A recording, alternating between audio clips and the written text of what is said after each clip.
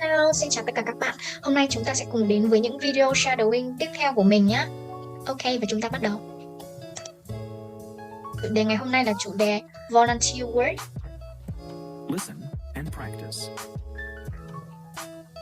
Voluntary. Voluntary work. Voluntary work. Work. In many countries, the government helps to care for people. In many countries, the government have to care for people. Ở rất nhiều các quốc gia thì chính phủ của họ đã giúp đỡ trong cái việc mà chăm sóc mọi người.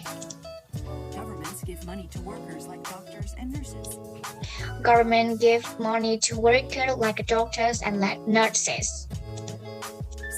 Chính phủ đã chi tiền ra cho những cái công việc giống như là doctor và nurse, có nghĩa là những cái người bác sĩ hoặc là những cái người y tá. Sometimes when there isn't enough money. Chúng ta cùng nghe lại nhé. Sometimes when there isn't enough money. When there isn't enough money, more help is needed. More help is needed. More help is needed. After an emergency too. More help is needed after an emergency. Mình nghĩ đây là emergency. More help is needed. More help is needed after an emergency too. Emergency too. Give this help.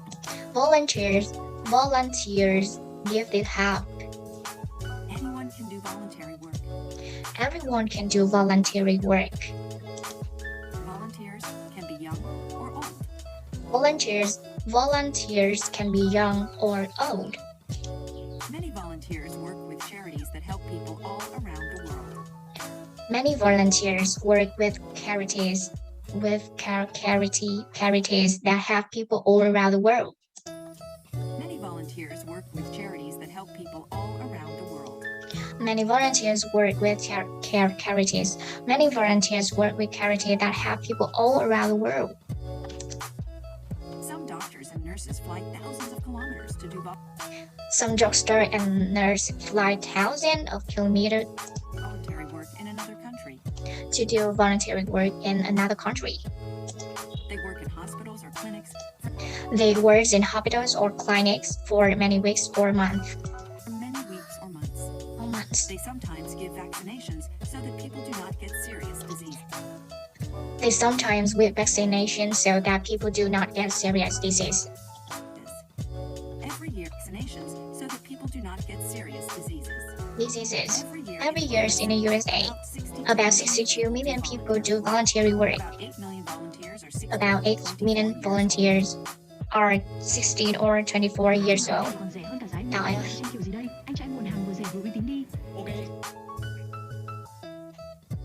Chủ đề tiếp theo. Listen and practice. Teaching others. Teaching others.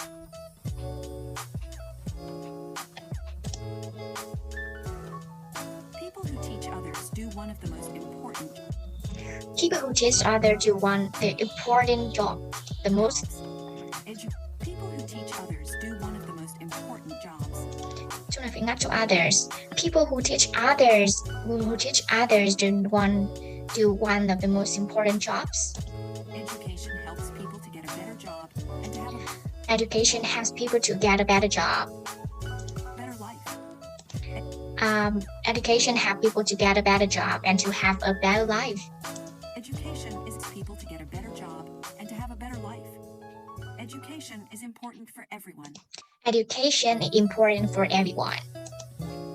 When we are very young, we don't know much about anything. When we were very young, we don't know much about anything. Our parents and other people in our family teach us many things at home. Our parents and other people in our family teach us many things at home. Before we go to school, they help us to eat, walk.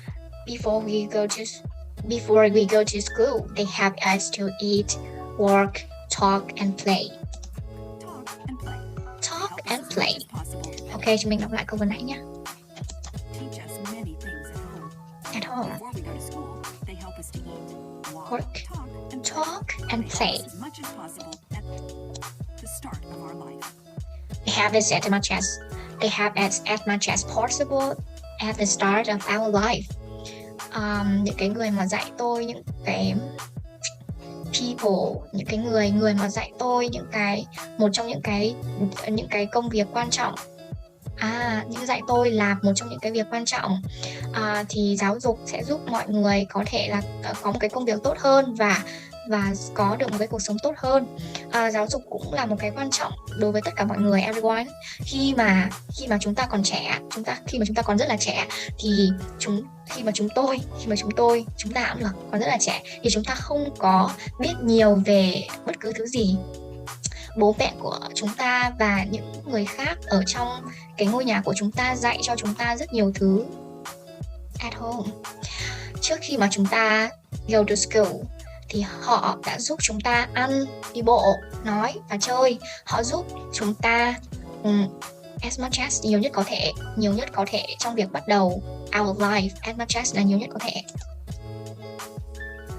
Ok, và chúng ta sẽ dừng chủ đề ngày hôm nay ở đây. Goodbye. Hãy cùng đến với những video tiếp theo của mình nhé.